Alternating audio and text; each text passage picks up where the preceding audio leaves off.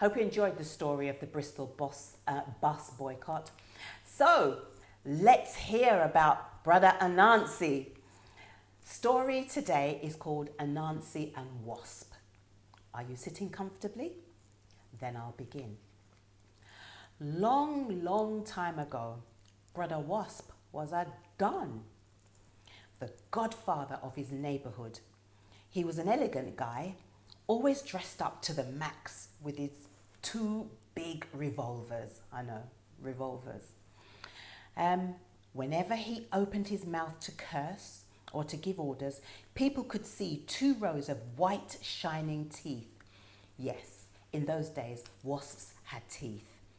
Well, Brother Wasp was very proud of his teeth, and he used to brush them 3 times a day.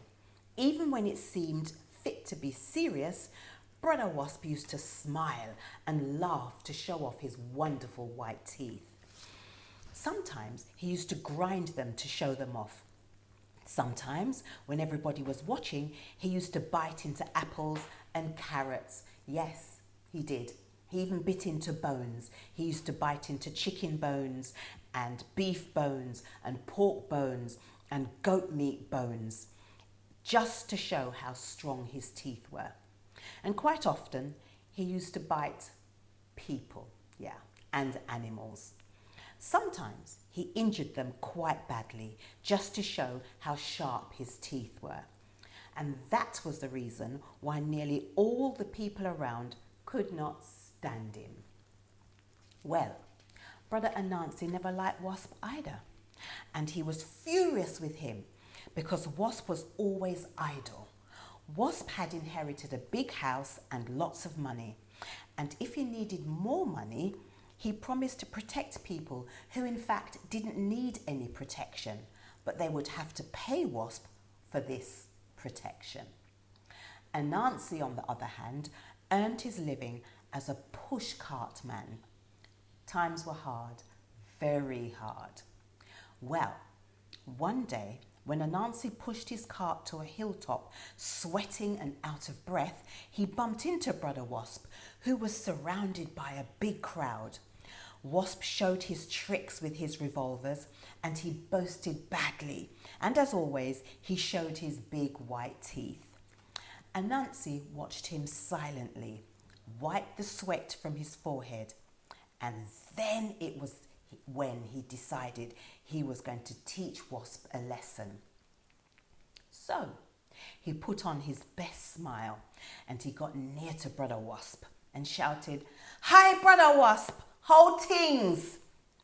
Good, Wasp laughed, as always. "And you all right?" "All right," said Anansy. "Not at all, no, sir.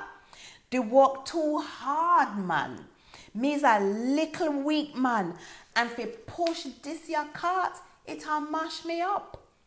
And full of admiration, he watched Brother Wasp from near. "Yes, man, if me did strong like you, me work woulda easier.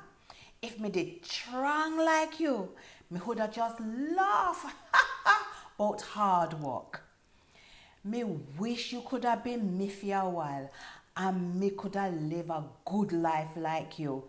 Me would have do anything for that."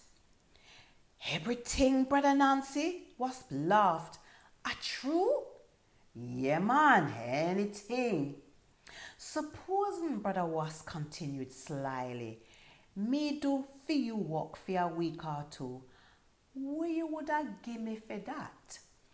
Anansy did not need time to find an answer.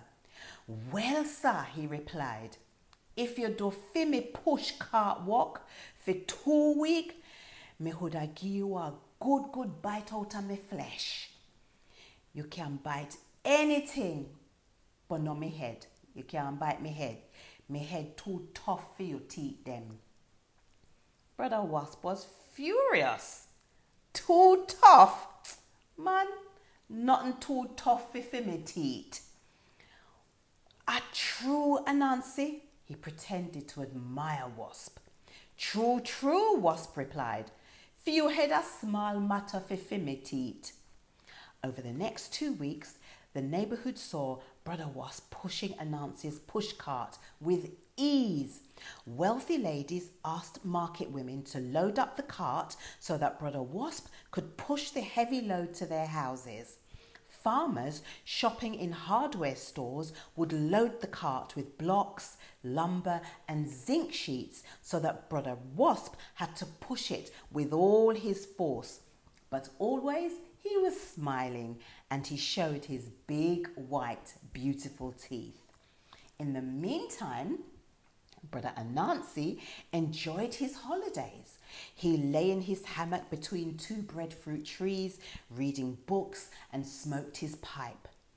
One morning, he walked towards the parish's council garbage dump and picked up a big blackened Dutch pot with 2 small holes in the bottom. Then he went to a welder and begged him to cut 2 small holes into the side of the pot with his torch. The welder laughed, but did as Anansy asked as a favour. After 2 weeks, on a Saturday morning, Brother Wasp approached Anansy's yard. He was very eager to teach Anansy a lesson and to bite a piece out of Anansy's head. He knocked on Anansy's door. No answer. He knocked again, this time very hard. Bang, bang, bang! Anansy was lying on his bed in the bedroom. The bedroom was very dark. Anansy had closed the shutters tight so that the room was in nearly complete darkness and nobody could see that he had covered his face with the Dutch pot. Only the white in his eyes could be seen through the holes in the pot. Brother Wasp was knocking louder and louder. Finally, he heard Anansy's feeble voice. "Come in, Brother Wasp. Me no feel so good at all. Me sick bad man." Brother Wasp entered the bedroom. After a while, his eyes adjusted and he could make out a shadow on the bed. "Anansy," Brother Wasp roared. "Me ready for a good bite. It no matter say you're sick. You did promise me if me do your work for 2 weeks, me could take a bite out of your flesh.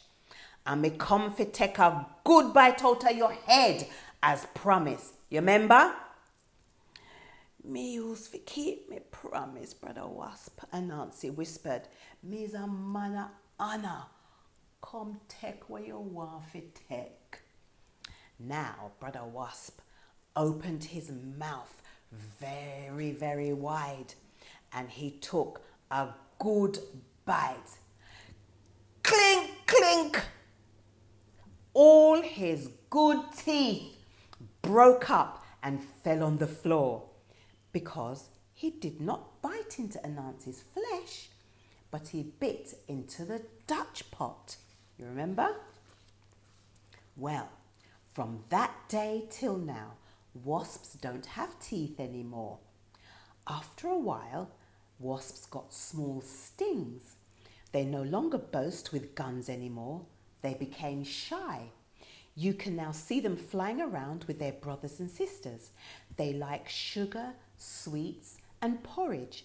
And with their small stings, they do not attack you deliberately. They only do it in self-defense. If you harm them, they'll defend themselves.